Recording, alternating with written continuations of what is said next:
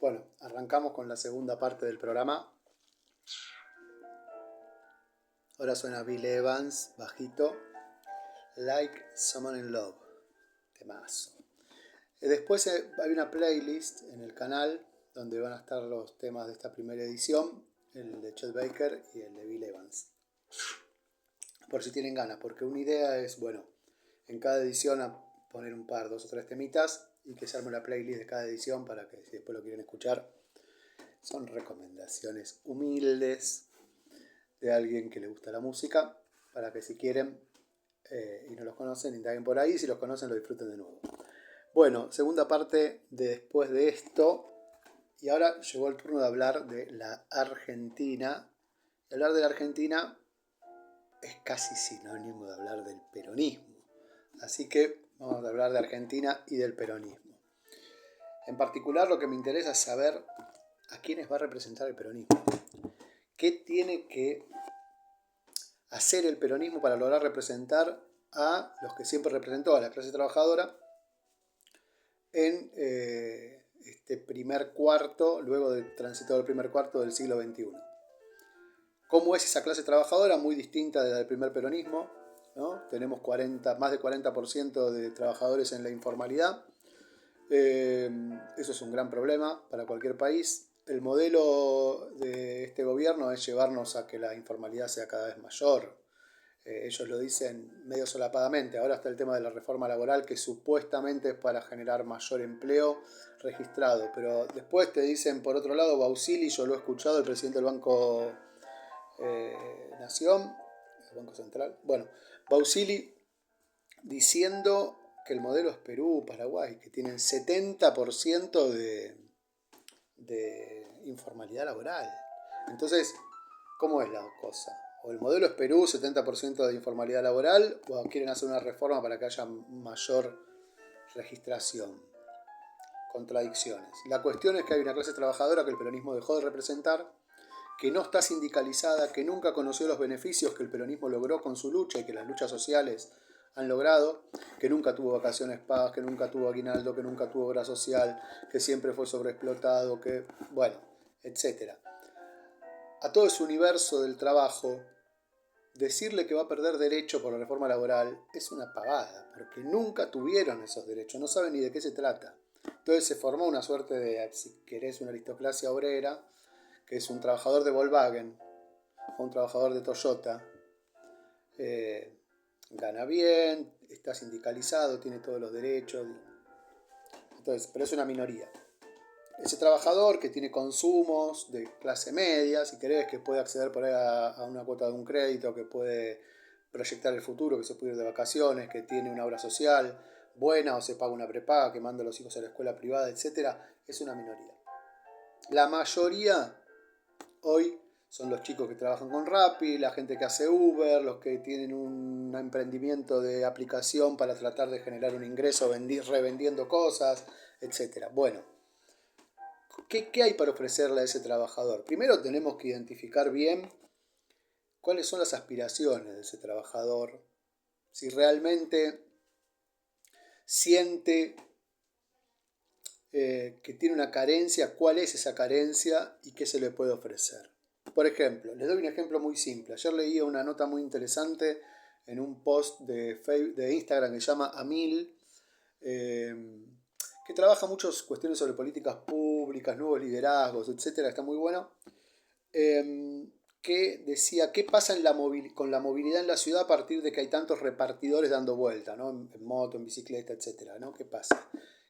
Y esos muchachos y muchachas de golpe paran en una plaza o en una esquina o en un lugar, se juntan todos ahí, de ahí hacen los repartos. Entonces, lugares de recarga de batería. Entonces, ¿cómo se puede ofrecer un mobiliario urbano, por ejemplo, que sea adaptable, cómodo, práctico para este tipo de actividades, que permita una mejora en la actividad laboral de estos sectores, por ejemplo, ¿no? Entonces ahí es una inserción claramente del Estado, digamos, el privado no lo va a hacer eso, pero sí lo puede hacer el Estado, y no es algo directamente sobre el sueldo, pero sí es algo que puede, en un primer momento como discurso de posibilidad de reforma urbana, porque no nos olvidemos que también el fenómeno de las aplicaciones y el reparto se da en las ciudades de medianas para arriba, ¿no? Eh, entonces, bueno, ¿cómo adaptamos estas ciudades desde las gestiones municipales para tratar de que esos trabajadores tengan una mejor jornada laboral más cómoda, ¿no? Por ejemplo, esa sería una propuesta, me parece interesante para pensar en función de qué le podemos ofrecer como alternativa política a estos sectores que optaron con cierta esperanza por este gobierno, pero que si uno lee, a mí me gusta meterme, por ejemplo, en los grupos de Facebook de Cabify, de Pedido Ya, de los muchachos y chicas que hacen reparto, y ahí ves el malestar que hay, ahí ves las quejas, ves las discusiones, ves las situaciones. Y evidentemente un gobierno sigue teniendo legitimidad cuando mejora la vida de los sectores que lo apoyan. Cuando no la mejora, más tarde o más temprano la va perdiendo la legitimidad.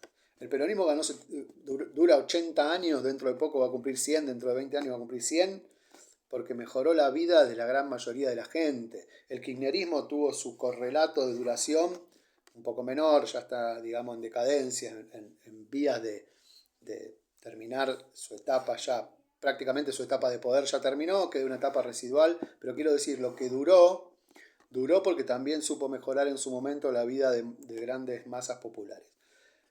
El gobierno de Milei, que lleva 2 años, evidentemente no va a mejorar, va a empeorar o en todo caso va a quedar igual la vida de los sectores populares, con lo cual, si esos sectores populares no tienen una propuesta concreta del otro lado, y bueno, posiblemente caigan en lo que está pasando ahora, que es la desafiliación social, si querés, en no ir a votar, bueno, la anomia de no querer participar, etcétera. Ahora, si del otro lado se le empiezan a ofrecer algunas cuestiones concretas que tienen que ver con mejorarle su calidad de vida, obviamente después tenemos toda la parte de cuáles son los derechos laborales que corresponden a las aplicaciones y que en su gran mayoría no se cumplen, y ahí hay todo un trabajo de los abogados laboralistas. Tengo grandes amigos abogados laboralistas.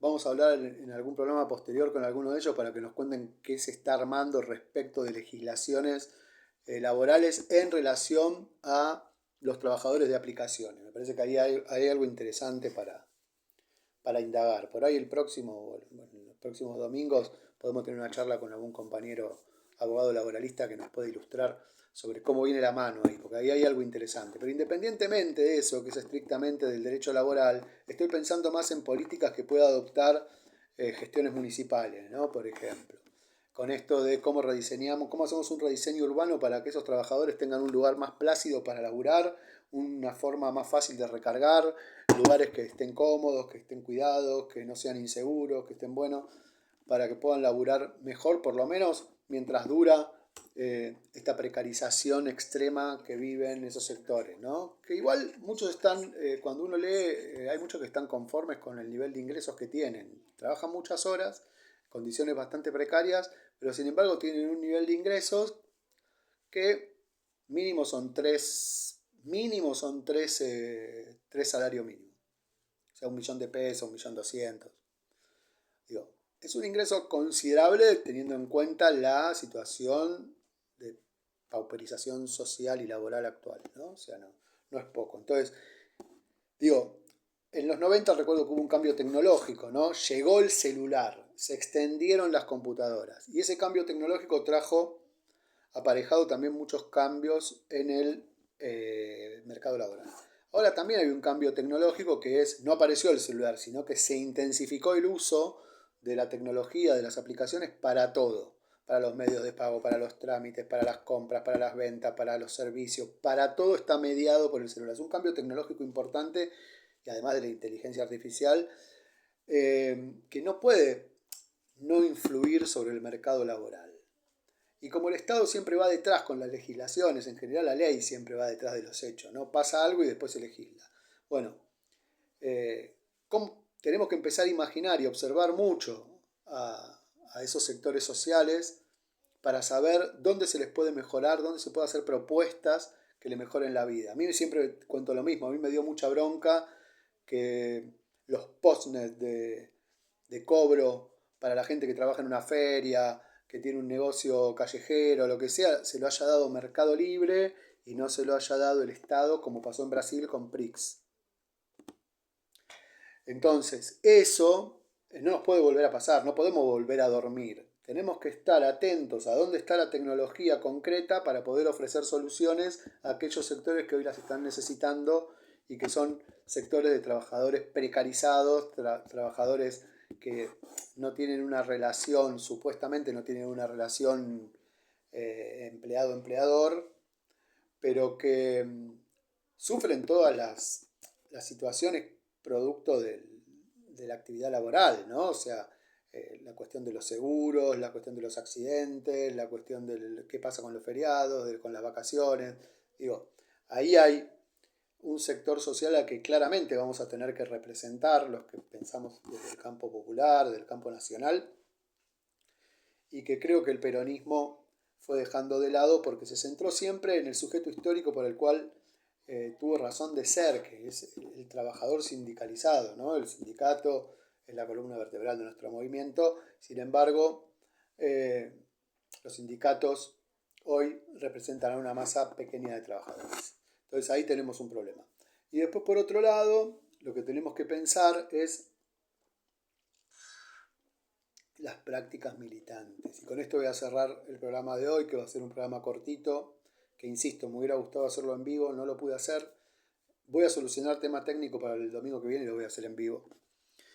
Y el tema de las prácticas militantes me preocupa en especial porque las prácticas militantes son prácticas de obediencia y de obsecuencia en lugar de prácticas de promoción de cuadros para espacios de representación dirigenciales, de liderazgos, etc.